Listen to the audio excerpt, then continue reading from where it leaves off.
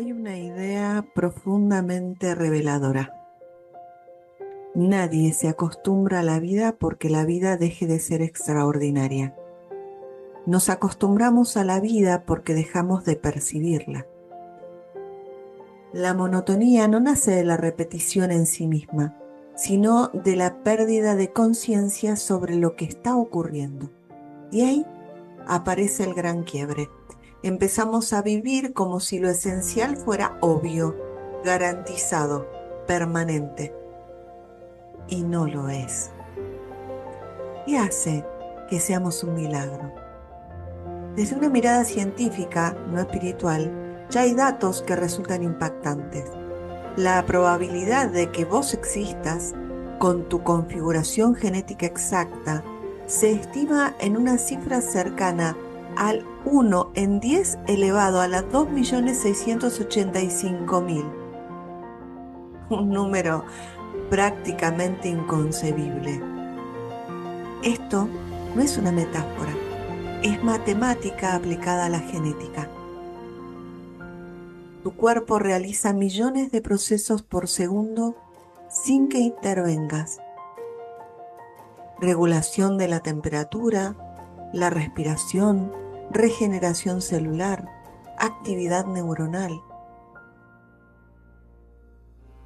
Tu cerebro contiene aproximadamente 86.000 millones de neuronas, creando patrones únicos que jamás se repiten en otro ser humano.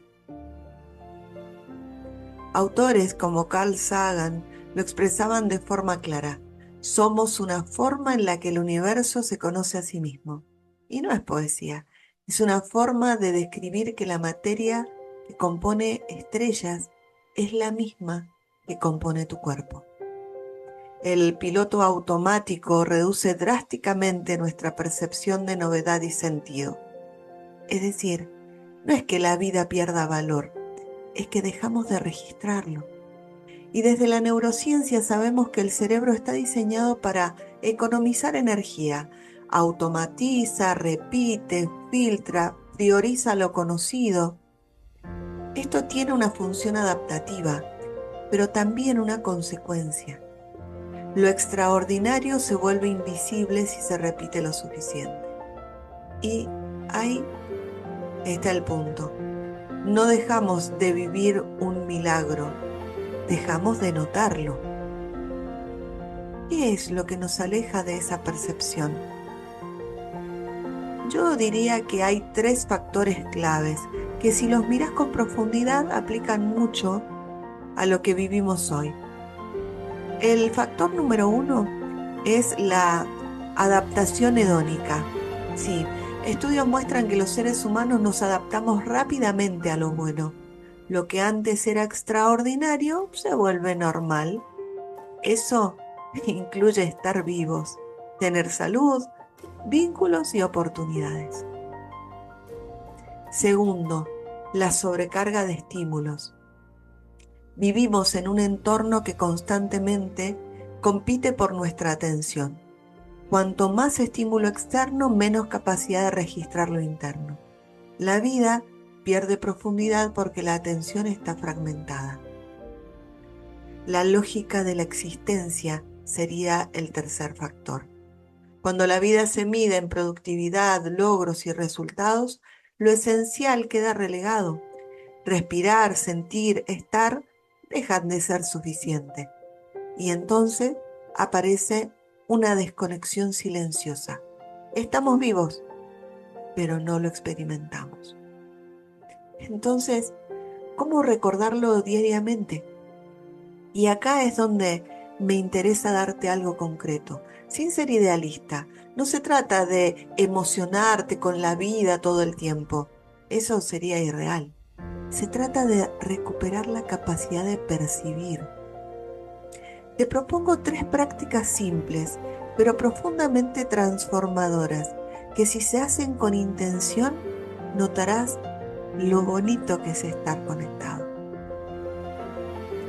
La primera práctica es que interrumpas el piloto automático. Sí, un estado de micropresencia. Ojo, no necesitas meditar 1 hora, Basta con que te detengas 30 segundos, varias veces al día, y hacer algo muy específico. Por ejemplo, nota tu respiración sin modificarla. Registra una sensación corporal. Observa un detalle del entorno como si lo vieras por primera vez.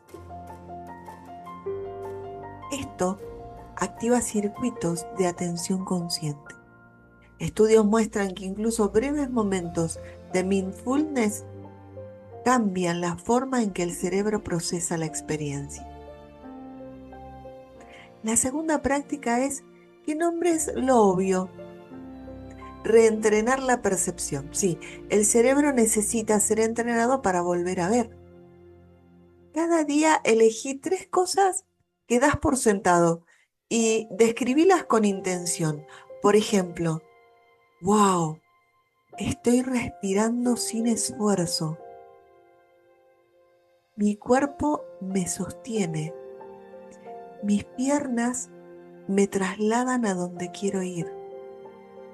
Tengo la preciosa capacidad de pensar, de poder decidir, de elegir.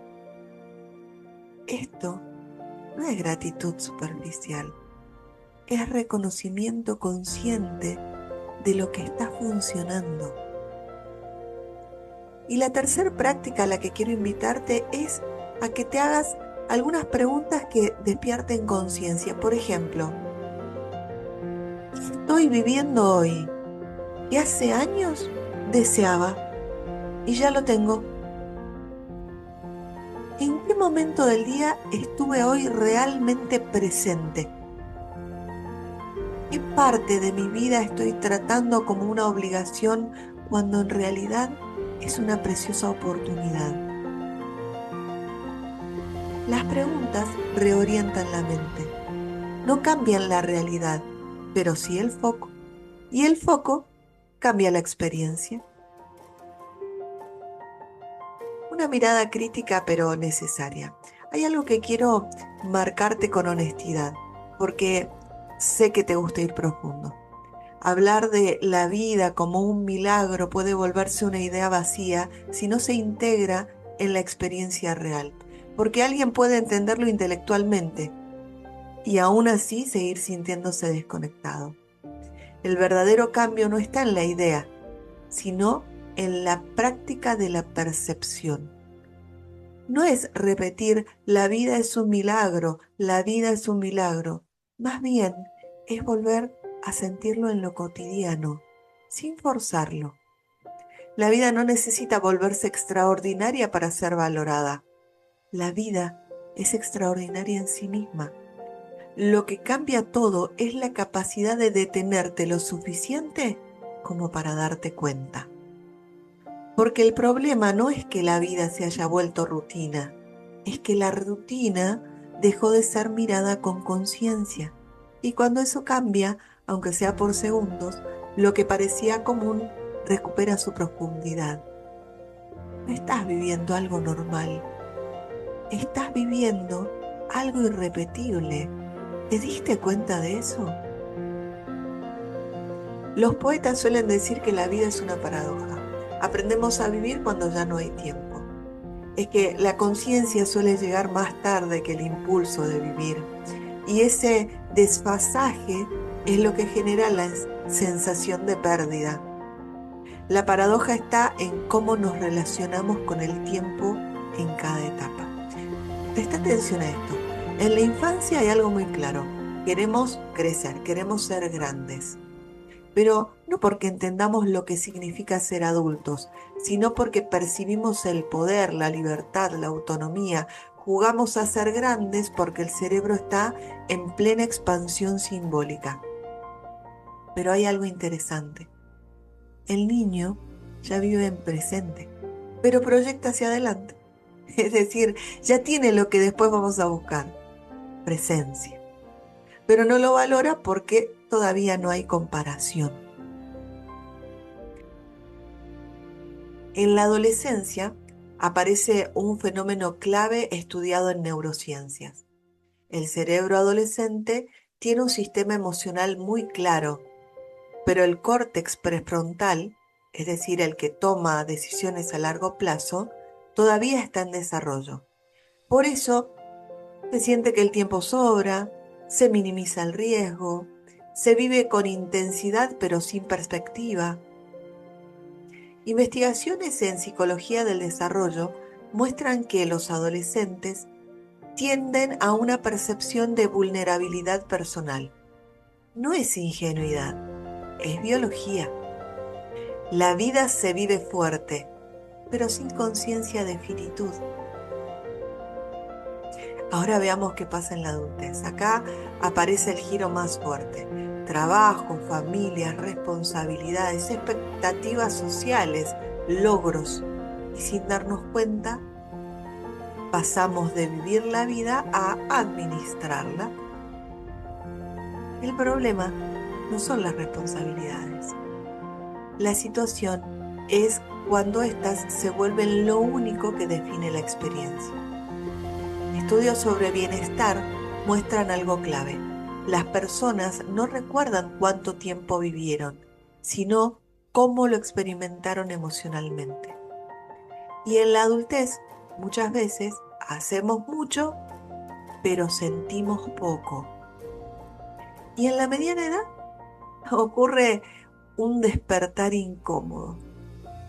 Sí, alrededor de los 40, 50, 60, aparecen lo que muchos llaman crisis de la edad, pero en realidad es un ajuste de conciencia. El cuerpo empieza a hablar, el tiempo deja de sentirse infinito, aparecen preguntas que antes no estaban.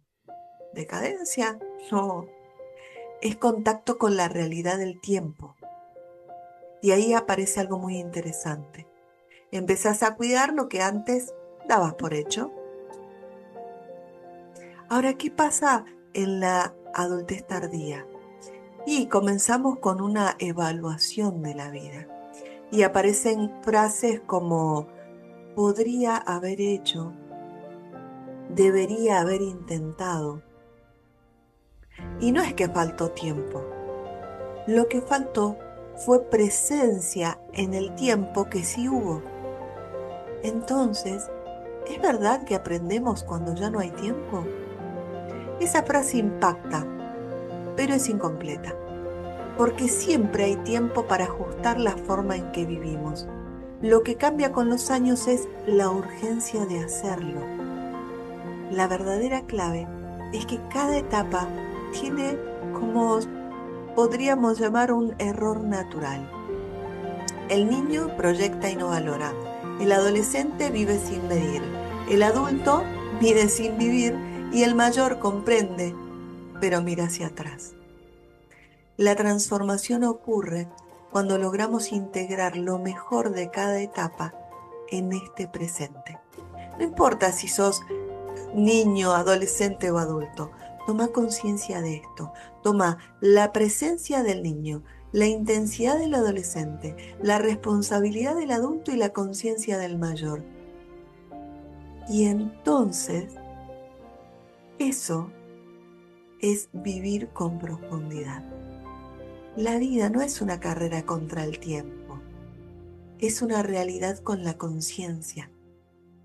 La vida no es una carrera contra el tiempo, es una relación con la conciencia.